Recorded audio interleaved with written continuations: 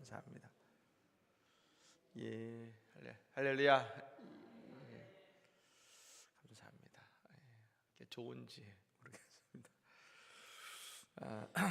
여러분 세계에서 부자로 유명했던 록펠러, 아마 이 이야기는 아실 겁니다만 나이 53세가 되던 해에 이 록펠러는 억만장자가 되었습니다. 이 억만장자라는 것이 어느 정도냐면 하루에 100만 달러, 하루에 10억 이상씩을 벌어들이는 사람이 된 것입니다. 그것도 여러분 1900년대 초니까 대단한 것이죠. 전 세계에서 가장 큰 부자가 되었습니다. 그런데 그 나이가 53세까지 뭐라고 고백하냐면 행복한 사람이 아니었다고 말하는 것이죠. 왜냐, 그런 이 아로피셔라고 하는 탈모증 비슷한 병이 있었다 그럽니다. 늘 신경 쓰고 늘 잠도 못 자고 그러다 보니까 머리카락도 빠지고 눈썹도 빠지고 자꾸 몸이 초췌해지는, 그리고 말라가는 병을 앓게 된 것입니다. 그러다가 어느 날 의사에게 이런 최후의 말을 듭니다. 이제 이런 상태로는 1년을 버티기 어려울 것입니다 라는 말을 듣습니다. 그 말을 들은 이후에 잠을 이루지 못하고 괴로웠습니다. 그의 사업은 여러분 너무나 잘 되어서 여러분 하루가 다르게 성장하고 잘 되는데, 근데 그는 먹지도 못하고 괴로워서 잠을 이루지 못하고 있는 것 아니겠습니까? 그래서 하루는 잠을 이루지 못하고 뜬눈으로 밤을 새우다가 갑자기 그의 마음에 한 줄 빛이 임했습니다. 그 빛이 임했을 때 그가 벌떡 일어나서 무릎을 꿇고 그리고 이렇게 외쳤습니다. 돈은 아무것도 아니다.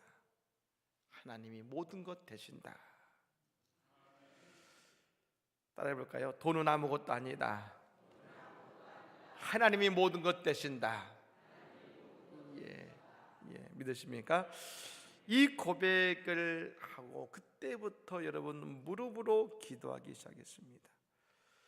그리고 여러분 기도와 함께 새벽을 맞이하는 록펠러는 그때부터 진정한 그리스도인이 되었다라고 스스로 고백합니다. 그리고 그때부터 뭘 하기 시작했냐면, 이전까지는 돈 버는 일에 인생을 걸었는데 그날부터 그가 록펠러 재단을 만들고 그가 한 일은 딱 두 가지였습니다. 가난한 사람들을 돕고 그리고 대학을 세우고 교회를 세우는 일에 나머지 인생과 자신의 모든 재산을 쏟아붓습니다. 여러분 그렇게도 여러분 하루에 100만 달러씩 10억씩 버는데 뭐 남지요. 그런데 희한하게 그 결단을 내린 이후부터 그가 잘 먹기 시작하고 잠을 잘 자기 시작했다는 겁니다. 그래서 몇 세까지 살았냐면 98세까지 살았다는 것이죠. 여러분 그렇습니다. 록펠러는 믿음의 초심을 붙들었습니다. 그때에 그의 삶의 새로운 인생이 시작된 것처럼 여러분 오늘 이 새벽 우리가 믿음의 초심을 붙잡게 될 때에 오늘 우리의 새로운 인생이 시작되는 복된 날이 될 줄로 믿으시기를 바랍니다. 오늘 말씀은 유혹을 이기자라는 말씀입니다만, 여러분 오늘 우리의 삶에 언제 유혹이 따라올까? 그 유혹은 대체로 두 가지입니다. 잘 될 때 오고 내가 못 될 때 옵니다. 잘 될 때 유혹이 오고 내가 어려울 때 유혹이 옵니다. 우리가 어떤 일을 하다가 잘 될 때가 있습니다. 그러면 우리에게 유혹이 옵니다. 칭찬하는 것 같고 더 잘 되게 해주는 것 같은데 나중에 보면 그것이 유혹이라는 것을 알게 됩니다. 지금은 답니다. 나중에 그것 때문에 고통을 당하는 경우가 있습니다. 우리는 이것을 흔히 말해서 달콤한 유혹이라고 부릅니다. 그럼 여러분 내가 어려울 때는 어떻습니까? 그때는 우리는 더 허우적거리게 됩니다. 그러다 나중에 마귀가 우리에게 이렇게 유혹합니다. 어차피 안 되잖아. 안 되는 건 안 되는 거야. 그리고 그리고 절망의 바다 그 아래로 우리를 더 끌어내리고 자포자기하게 만듭니다. 유혹하는 것이죠. 여러분, 이 새벽에 기도하는 우리 가운데 유혹을 이기는 은혜가 있을 줄로 믿습니다. 근데 왜 유혹에 우리가 빠지게 되느냐? 그건 욕심 때문입니다. 욕심 때문에 유혹이 우리가 빠지는 것이죠. 참 중요한 얘기입니다만 욕심의 중심에는 늘 내가 있습니다. 그리고 여러분, 우리가 욕심을 가지면 일어나는 한 가지 현상이 있는데, 우리가 보통 따르면 볼 수 있는 것을 못 봅니다. 내 주변에 분명히 예전에 보통 때면 봤을 텐데 못 보는 것이죠. 저는 사실 바둑을 잘 못 둡니다.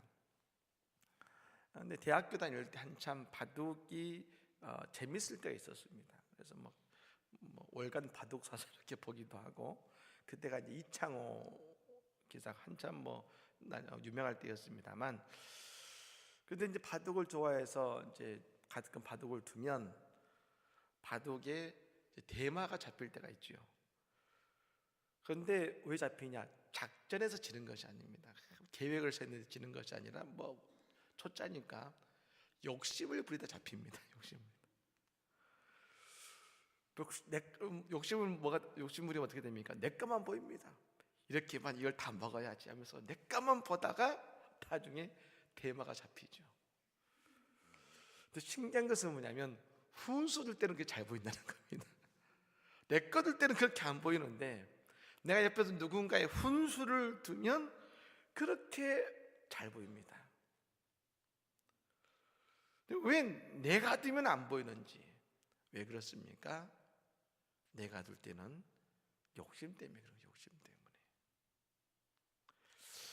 여러분, 유혹에 넘어가는 이유는 우리가 욕심 때문이지요. 하와가 선악과를 다 먹었습니다. 근데 여러분 하와가 선악과를 다 먹은 것이 하나님의 선악과를 만드셨기 때문에 다 먹은 겁니까? 아닙니다. 그녀의 욕심이 선악과를 먹은 겁니다. 그것을 마귀가 거둔 거지요. 여러분, 하와가 선악과 나무 아래에 있지 않았다면 마귀가 유혹하지 않았을 겁니다. 근데 지금 어디 서 있습니까? 하와가 선악과 아래에서 먹음직도 하고 보암직도 하다. 그때 마귀가 유혹한 것이죠. 여러분, 우리의 삶에서 유혹을 벗어나는 아주 중요한 한 가지는 이것입니다. 내가 지금 어디에 서느냐가 중요한 겁니다. 여러분, 예를 들어서 어떤 분이 새해가 되어서 내가 술을 끊겠습니다 라고, 술을 마시지 않겠습니다 라고 다짐했습니다. 여러분, 이 다짐한 분이 다짐했는데 술을 안 마시겠다고 결심했으니까 하면서 매일 어디 가냐면 술집 가서 앉아 있습니다. 결심했으니까 안 마실 거야. 매일 술집에 가서 앉아 있습니다. 여러분, 술을 끊을 수 있을까요? 없을까요? 당연히 안 되죠. 그곳에 가면은 유혹이 왜 안 오겠습니까? 그러니까 그 자리에 안 가야 됩니다. 그리고 어디로 와야 됩니까? 안성제일 장로교회 와야 될 줄로 믿습니다. 그래야 끝나는 거예요. 그래야. 지금 여러분, 갈라디아 교회에 우리가 이야기를 봅니다만 그곳에 할례를 비롯한 율법의 문제가 엄세 왔습니다. 근데 그것 때문에 지금 갈라디아 교회가 혼돈에 휩싸였고 갈팡질팡합니다. 그런데 바울 사도가 오늘 말합니다. 너희가 왜 그런 고민의 자리에 서 있는지 아느냐? 이것입니다. 왜 그 할례를 가지고 율법을 가지고 너희를 유혹하는 그 사람들의 그것에서 그 속에서 고민하고 여러분 혼돈한지 아느냐 묻는 겁니다. 그것은 이것 때문이다. 너희가 있어야 될 곳에 있지 않았기 때문이라는 겁니다. 그럼 어떤 곳에 있어야 되느냐? 여러분, 오늘 보면 1절 말씀 다시 한번 읽어볼까요? 1절 말씀을 읽어보겠습니다. 읽겠습니다.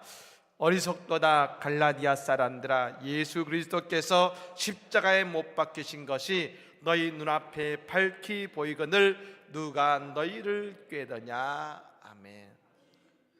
여러분, 우리는 성도는 날마다 어디 앞에 서 있냐면 십자가 앞에 서 있어야 될 줄로 믿습니다. 내가 십자가 앞에 서 있어야 되는 것입니다. 우리가 어제 봤던 갈라디아 2장 20절 말씀, 내가 그리스도와 함께 십자가에 못 박혔나니, 내가 십자가에 못 박히고 내가 날마다 죽기 위해서는, 여러분, 날마다 우리가 십자가를 짓고 죽기 위해서는 어디에 서 있었냐면 십자가 앞에 서 있어야 됩니다. 우리는 십자가 앞에 서 있지 못하고 늘 선악 앞에 서 있을 때가 많습니다. 선악 앞에. 우리가 왜 십자가 앞에 서 있어야 됩니까? 우리가 십자가 앞에 섰을 때 우리가 깨닫는 중요한 사실 때문에 그런 겁니다. 첫 번째는 이것입니다. 내가 십자가 앞에 섰을 때 나는 큰 죄인이라는 사실을 깨닫습니다. 우리는 어떤 죄인입니까? 용서받을 수 없는 큰 죄인입니다. 내가 뭘 한다고 용서받을 수 없다는 것을 내가 알아야 됩니다.